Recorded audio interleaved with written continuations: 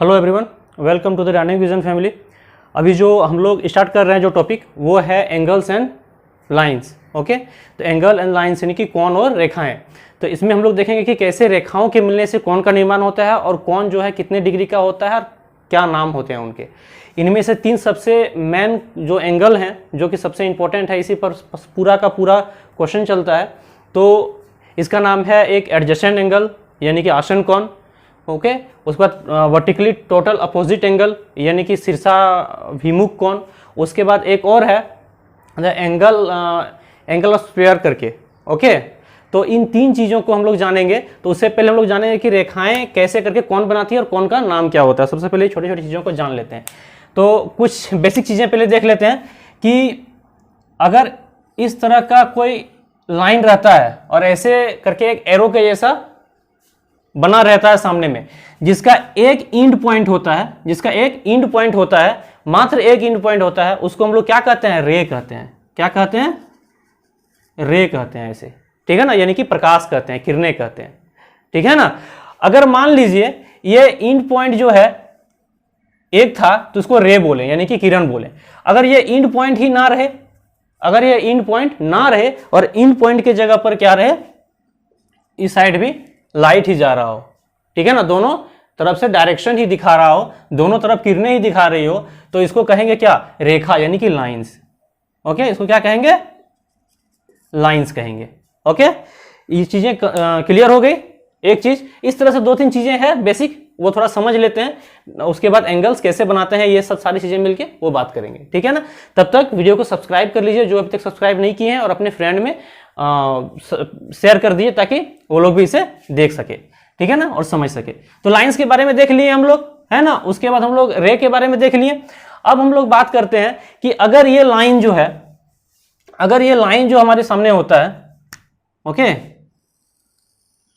अगर ये लाइन होता है और इस लाइन में अगर दो पॉइंट दे दिया जाए, अगर दो पॉइंट रहता है, एक पॉइंट यहां पर और एक पॉइंट यहां पर, ठीक है, इस पॉइंट को मान लेते हैं ए और इस पॉइंट को मान लेते हैं बी, ठीक है। ये दो पॉइंट है और ये दोनों पॉइंट टूट करके साइड हो जाए, यानी क्या हो जाए?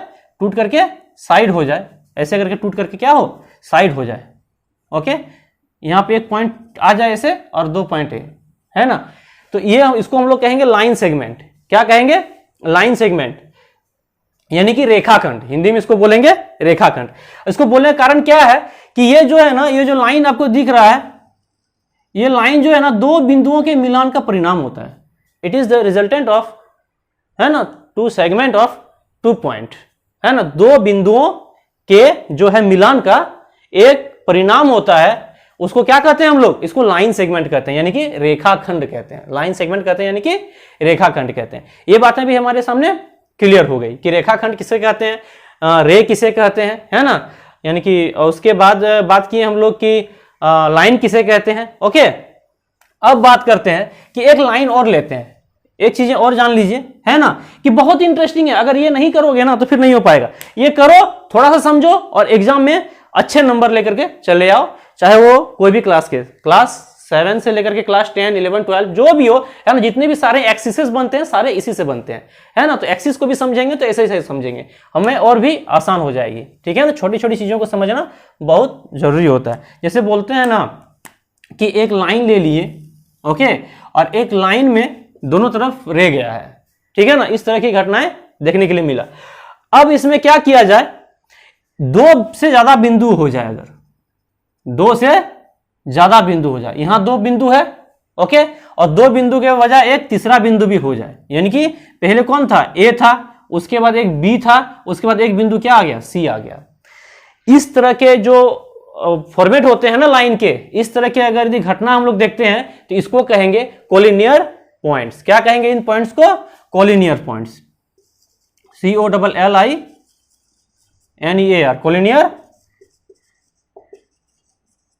Collinear points. ओके, इसको क्या कहेंगे? कोलिनियर पॉइंट्स कहेंगे।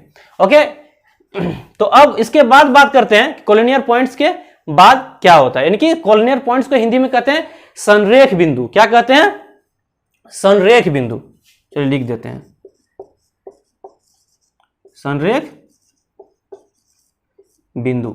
ओके, अब बात करते हैं कि ये जो 3 लाइनें दिख रही हैं हमें, ये 3 लाइनें ना होकर के 3 से ज्यादा हो, 3 से ज्यादा हो, कितना भी ज्यादा हो, इसे कोलिनियर पॉइंट्स ही कहेंगे, यानी कि संरेख बिंदु ही कहेंगे।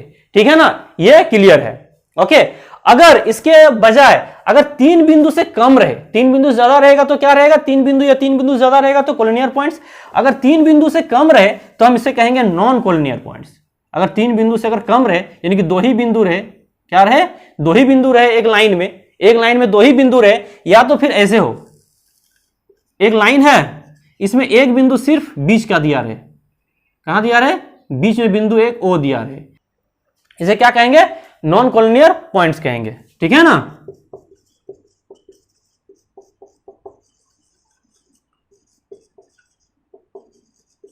इसे नॉन कोलिनियर पॉइंट्स कहेंगे, यानी कि असंरेख बिंदु कहेंगे। क्या कहेंगे, असंरेख बिंदु कहेंगे। ओके, इसे क्या कहेंगे, असंरेख बिंदु कहेंगे। ये चीजें हमारी इतने क्लियर हो गई। ओके, अब बात करते हैं कि एंगल के बारे में, है ना, कि एंगल कैसे वो जो उसका ओरिजिन होता है, एंगल्स कैसे बनते हैं। ठीक है ना, एंगल की उत्पत्ति कैसे होती है। हम लोगों ने अभी अभी एक चीज बात किया, एक चीज हम लोगों ने अभी डिस्कस किया कि ये जो है वो क्या कहलाता है, रे कहलाता है। क्या कहलाता है, ये रे कहलाता है ना, यानी कि किरण कहलाता है। ठीक है, तो हमने एक रे दे दिया, एक लाइट एक पॉइंट से स्टार्ट होता है, इसका एंड पॉइंट एक है। ठीक है ना, तो इसको क्या कहेंगे, हम लोग रे कहेंगे, जिसका एक एंड पॉइंट है, यानी कि अंत बिंदु है, और उसके बाद डायरेक्शन है ना, जिसको क्या कहेंगे, हम लोग किरण कहेंगे, यानी कि रे कहेंगे। यही हम लोगों ने बात किया अभी, है ना। और इसी बिंदु से, एक ही एंड पॉइंट से, इसी एंड पॉइंट से एक और रे निकल जाए, एक और लाइट निकल जाए, एक और रे निकल जाए, यानी कि यहां के रे की संख्या कितना हो गया, रे की संख्या 2 हो गई। ठीक है ना, रे की संख्या कितना हो गई, यहां पर 2 हो गई। अब ये 2 रे में से मिल करके एक क्या बनाया जाएगा, एक एंगल बनाया जाएगा।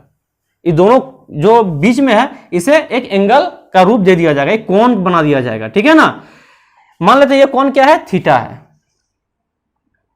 ठीक है, ये कोण क्या है, थीटा है। अब ये बिंदु जहां से दोनों किरणें निकली है, दोनों किरणें निकली है, यानी कि क्या है, दोनों में कॉमन बात क्या है कि एक ही बिंदु से निकला है। कॉमन चीज यही है ना दोनों में, कि एक ही कॉमन बिंदु है। तो इसको क्या कहते हैं हम लोग, इसको कहते हैं इंग्लिश में कॉमन वर्टेक्स। क्या कहेंगे, कॉमन वर्टेक्स, ये हम कहेंगे इसे कॉमन वर्टेक्स। ओके, ये चीज भी हमारे क्लियर हो गया। अब इसे हिंदी में क्या बोलेंगे, अब हिंदी में इसको बोलेंगे उभयनिष्ठ बिंदु। क्या कहेंगे, उभयनिष्ठ शीर्ष, वर्टेक्स को कहेंगे शीर्ष।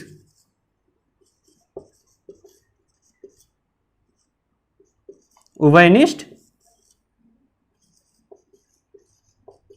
शीर्ष बोलेंगे इसे। ठीक है, ये भी हमारा क्लियर है बातें। ओके, अब बात करते हैं कि किस प्रकार से एंगल का नाम दिया जाता है ना। ये हमारा एंगल का कोई नाम नहीं है, इसको भी हम थीटा मान लिया, एंगल को क्या मान लिए, थीटा मान लिए। ठीक है ना, अब उस थीटा क्या क्या नाम हो सकता है वो जानेंगे। और ये क्या हो गया, 2 भुजाएं हो गई। अगर यहां पे एक पॉइंट और यहां पर एक पॉइंट अगर हो जाता है, ठीक है ना, यानी कि ये पॉइंट अगर यदि ए हो जाता है और एक पॉइंट अगर यदि बी हो जाता है, ठीक है ना, इसको भुजाएं कहेंगे। और ये जो कॉमन वर्टेक्स है ना, इस कॉमन वर्टेक्स को किस चीज से सूचित करेंगे, किस चीज से डिनोट करेंगे इसको, तो इसको डिनोट करने के लिए हम ओ लेते हैं, हम ओ लेते हैं। ओके, अब बातें करते हैं एंगल्स के नाम के। ठीक है ना, ये हमारा कॉमन वर्टेक्स का नाम भी हो गया, किस चीज से इसको डोनेट करते हैं, इसे हम डोनेट करते हैं ओ से। ओके, ये भुजाएं हो गए, ओ ए और ओ बी हम लोग बोल सकते हैं, 2 रेज हो गए। ये भी चीजें क्लियर हो गई। अब बात करते हैं एंगल्स के बारे में। तो एंगल्स का जो नाम है, जो एंगल्स के जितने भी नेम्स हैं, वो सारे जो है नेक्स्ट वीडियो में दिया गया है, जिसका लिंक जो है नीचे डिस्क्रिप्शन बॉक्स में दिया गया है, जाकर के विजिट करें और एंगल्स को देखें कि एंगल्स का नाम कैसे कैसे करके दिया जाता है। ओके,